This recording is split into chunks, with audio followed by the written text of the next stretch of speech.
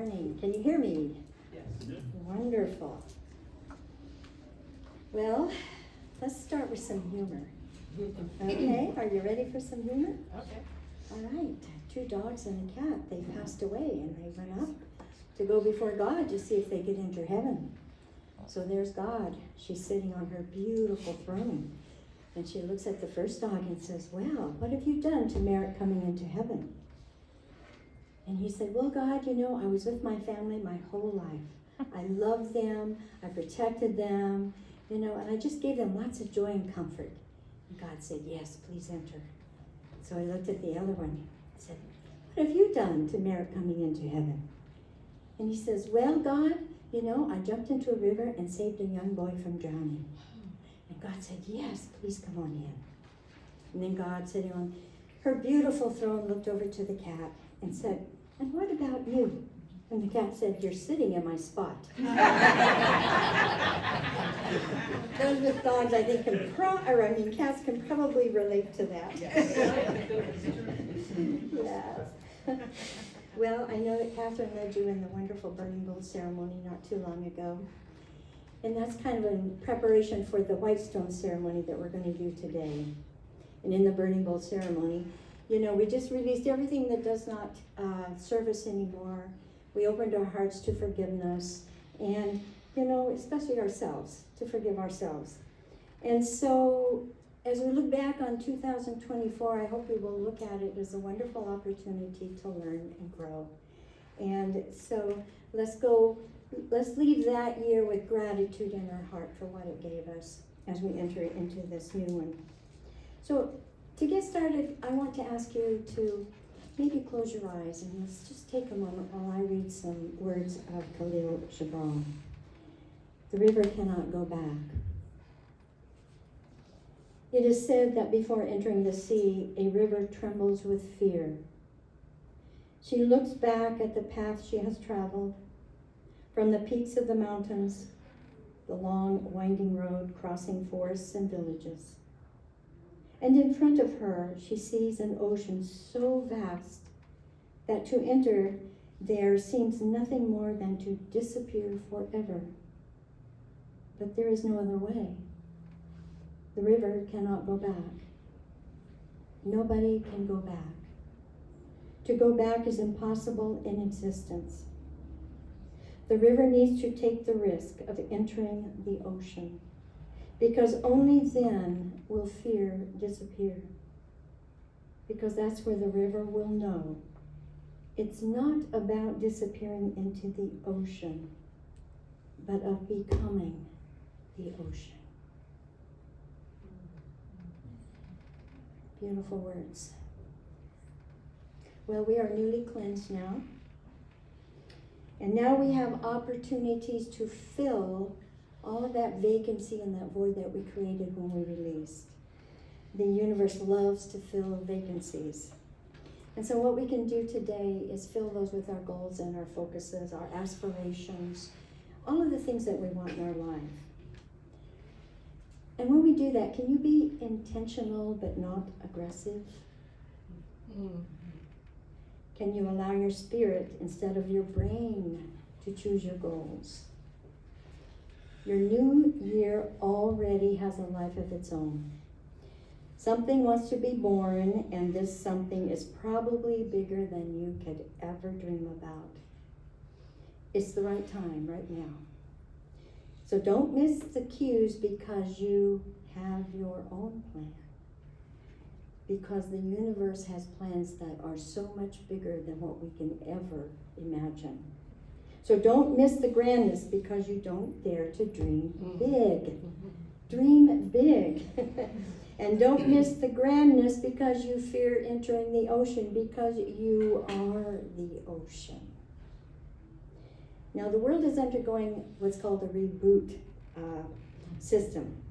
And during the reboot process, whatever is frozen or stuck is shaken loose, blasted free. And it's called a fresh start. The year 2025 is a 9-year and is offering the world a chance to wipe the slate clean, erase the past, reboot, and rebuild anew. And so that's what we are entering. 2024 was the stage of igniting the fire within us so that we could move into this 2025 and wipe the slate clean. I know it may not look like it. I want you to please remember that we are the ones that create our lives. And we have to first do it within ourselves and then project it out into the world. So don't let this new year scare you. We do have power. I know that one thing that I have seen so many times in all this work that I've done for so many years is this feeling of unworthiness. It is in so many people. And it's probably one of the biggest human fears that we hold. And, you know, I look at our past clearly and we understand why that is. Because it's just been a past, you know, of things to fear. We've been taught to be little. We've been taught not to question anything. We've been taught not to shine and not to take care of ourselves because we need to take care of others. But it's now time to step up and claim your divinity, your authenticity, and your power, because each of us have a unique contribution to make, and the universe needs each and every one of us. Marianne Williamson wrote in her book, A Return to Love. I know you've heard this before, but we need to hear it again. Our deepest fear is not that we are inadequate. Our deepest fear is that we are powerful beyond measure. It is our light, not our darkness, that most frightens us. We ask ourselves, who am I to be brilliant, gorgeous, talented, and fabulous? Well, actually, who are you not to be? You are a child of God. Yes, your playing small does not serve the world. There is nothing enlightened about shrinking so that other people won't feel insecure around you. We are all meant to shine as children do. We were born to make manifest the glory of God that is within us. It's not just in some of us, it's in everyone. And as we let our own light shine, we unconsciously give other people permission to do the same. As we are liberated from our own fear, our presence automatically liberates others. So I encourage you to think grand and to reach out into that unlimited sea of possibilities and choose what you really want. And do not settle. You don't have to settle. Who told you you had to settle? You know, you don't have to settle. So do not think that you are not deserving of all that you want, because you are by just being who you are. And this I want you to really hear. You are deserving of everything that you ever wanted, and that your abundance does not take away from anyone else's abundance. You are abundance. The only thing that takes away from someone's manifestation of abundance is their belief in lack. So you just take on all the abundance that you want and know that there's lots left for everybody else, and just enjoy it. Abraham, through Esther Hicks, said, "We did not come forth to get things done. We came forth to dream and move toward those dreams." It's not your work to make anything happen. It's your work to dream it and let it happen. In other words, step out of your own way. The law of attraction will make it happen, because in your joy, you create something, and then you maintain your vibrational harmony with it. And the universe must find a way to bring it about. He also said, in as little as 17 seconds of focusing on something, a vibration that attracts more thoughts like it will begin to coalesce and attract another vibration and thoughts like it. So let us remember, the energy that we send out, those thoughts, those words, those actions, It goes out, it accumulates more of the same. It always comes back to us amplified. So that's why I've always said, what are you sending out to the universe? Think about that. What you are sending out into the universe, if it is what you want, then you are maintaining that vibrational harmony. And as Abraham said, the universe has to give it to you because that's the way it operates. In fact, it is happy to give it to you because you have maintained that vibrational harmony. He says every time you praise something, every time you appreciate something, every time you feel good about something, you are telling the universe, more of this, please. More, more, more. So I want you to use your imagination today in our ceremony. I want you to dream big because you deserve it. And I don't care how old you are, that's just a number the world gives you. I want you to think about what you want right now and hold that dream. And you tell the universe exactly what you want and it will give it to you. Eric Butterworth, a Unity minister, he said, the whole universe is on your side. Life is forever biased on the side of healing, on the side of overcoming, on the side of success. When you get yourself centered in the universal flow, you become synchronized with this divine bias for good. So he is talking about the same vibrational harmony that Abraham is talking about. So I want you to dare to conceive of greater things for yourself.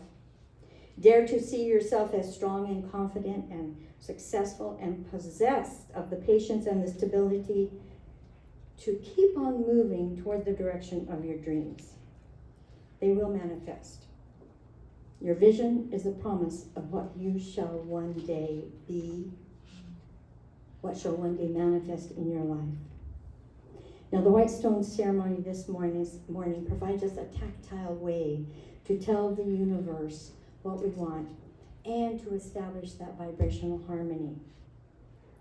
It's a way of identifying those dreams in a written expression. And this will show the universe that you are clear about what you want. And guess what? The universe then jumps for joy because it knows what you want and now it can give it to you. And if you don't know what you want, how can the universe give it to you? You know, going back and forth does not help you. A Course in Miracles says it only takes a tiny bit of willingness to change a thought and make a change in you. You don't need anyone else or anything outside of you to make a desired change in you. To make a desired change in your consciousness or in your life. You need no one else. You already have everything within you and all the resources you will ever need. And when you understand this, then you will know how to create everything you ever desire. So let's continue with our focused intentions this morning and do it with passion and feeling. Passion and feeling. Because then you will become unstoppable. You will become one of those people that say, every time I turn around, you just get what you want. I want that. And then you have to tell me how you do it, okay? So I want to share with you what Greg Braden has to say about describing that process of manifesting your dreams and what you want. He says, we imagine with our mind, and that's how we lock that possibility into place. And so today our White Stone ceremony is kind of like that. You're going to write on your stone that idea of what you want. With our heart, we give that possibility life. Thought happens in the upper chakras and emotion happens in the creative center. They say our emotions are only two, love and fear. We know that. When we think a thought in our mind, we give the thought life through these two emotions, love or fear. And it is our choice. We can choose fear if we want to. When we place love or fear into that thought, we create a feeling, the union between emotion and thought. feeling takes place in the heart. Our beliefs, derived from our feelings, then translate the quantum possibilities that we imagine and focus on into the physical reality of the world. So belief is what translates those possibilities into the atoms of the world, he says. So choosing to give our thoughts life through the emotion of love or fear is very important. This is how powerful we are. We have the power to bring fear into our life every moment if we want. I don't think most of us want that. So that's why it's very, very important to understand what energy you are putting out there, because it will come back to you. Again, amplified. The heart, the wisdom center. The heart's electromagnetic field is 100 times stronger than the brain, and its energy is 5 times more powerful than the brain. So that's why we go to our heart for wisdom.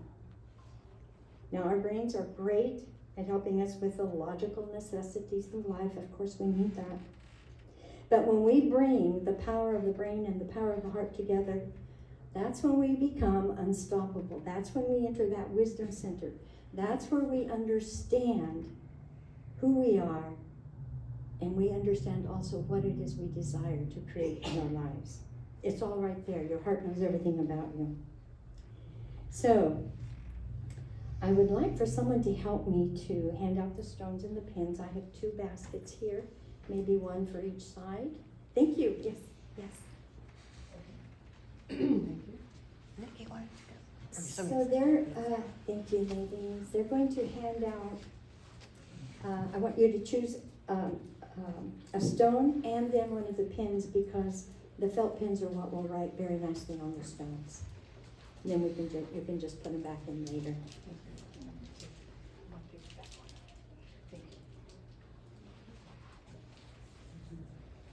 These stones are from Hebron, Israel. Hebron is where the matriarchs and the patriarchs were born, lived, and died. And there is a lot of sacred holy energy in these stones.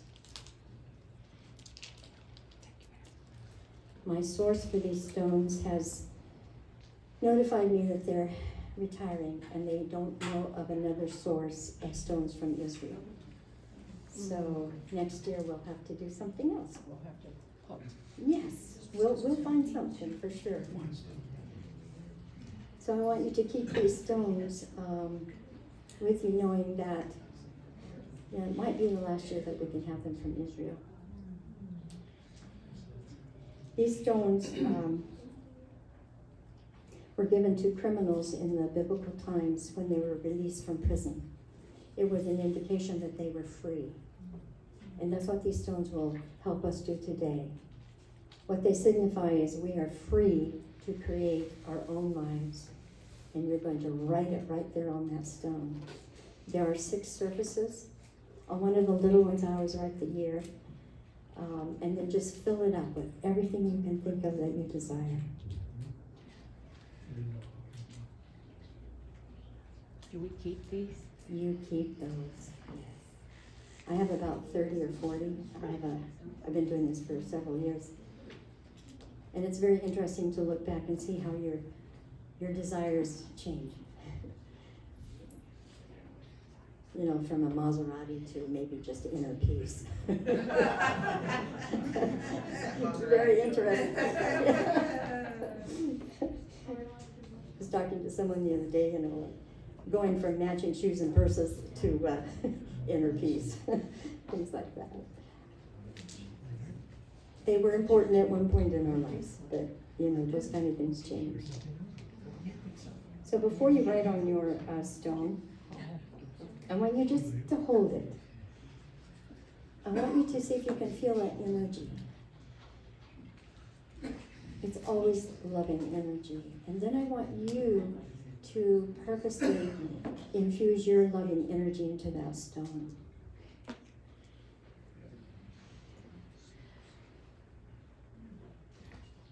think we need to share pins. If you're done with the pin, Oh, I didn't have enough?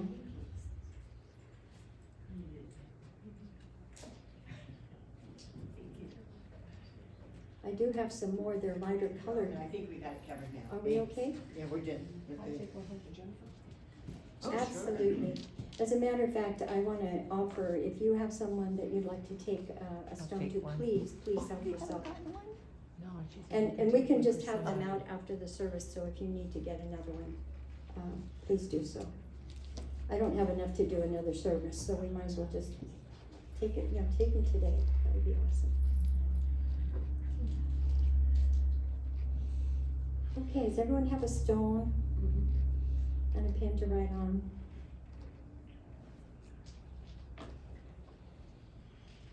Just hold them in your hand as I suggested and feel the energy, infuse them with your energy.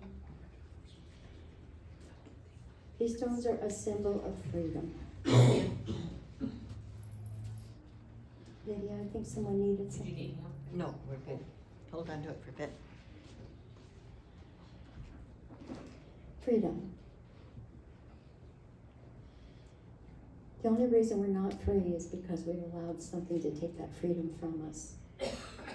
So let's vow today that we're taking our freedom back. We're creating our lives. We know what we want. And we are coming from love. So that everything that we want is also going to help the world. So we're going to go into meditation now. So I ask that you close your eyes. Just sit back and relax, holding your stone. And take that journey from your head to your heart. Bring that heart and brain into coherence by just thinking of something that brings you genuine feelings of gratitude and love. You are a divine being walking on this planet. You're good, you're holy, and you are beautiful. There will be nothing that could ever change that, ever. We are all enlightened beings, and this is just a journey of remembering that. So I want you to feel this within your heart and be willing to love yourself deeply. Surrender to that higher self, which is that connection from your divine center to the physical. And before you write on your stone, I wish to share these words from John O'Donohue. For a new beginning. In out of the way places of the heart, where your thoughts never think to wander, this beginning has been quietly forming, waiting until you are ready to emerge. For a long time, it has watched your desire, feeling the emptiness growing inside you, noticing how you willed yourself on, still unable to leave what you had outgrown. It watched you play the seduction of safety and the great promises that sameness whispered, heard the waves of turmoil rise and relent, wondered, would you always live like this? Oh, but then the delight, when your courage kindled, and out you stepped onto new ground, your eyes young again with energy and dream, a path of plenitude opening before you. Though your destination is not yet clear, you can trust the promise of this opening. Unfurl yourself into the grace of beginning that is at one with your life's desire. Awaken your spirit to adventure. Hold nothing back. Learn to find ease in risk. Soon you will be home in a new rhythm, for your soul senses the world that awaits you. So let's go into the silence and write on your stone.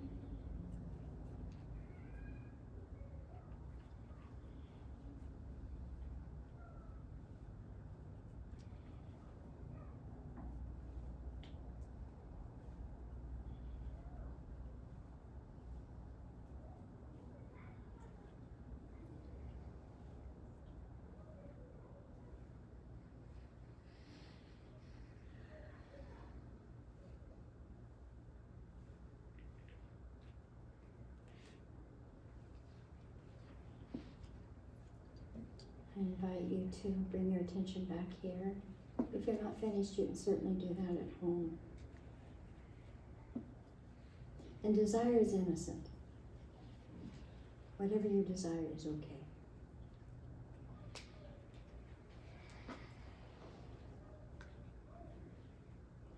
What I do is I have a lot of these stones, as I said, and when I look at them, they remind me. And I think most of us need reminding along the way of what we wanted to begin our new year with. So use them as your reminders, kind of to guide you. Gives you new energy. And remember, you're unstoppable, so you can do this. I want you to also remember, as you change yourself, you change the world. It is not the other way around. Okay, so we have to do our inside job here. All right, I want to wish all of you a happy new year. It's going to be a good year. Hold that vision. It's going to be a good year regardless of what's happening around us. We're going to hold the vision of a good year, and we're going to make it a good year. I also would like to invite you to our class.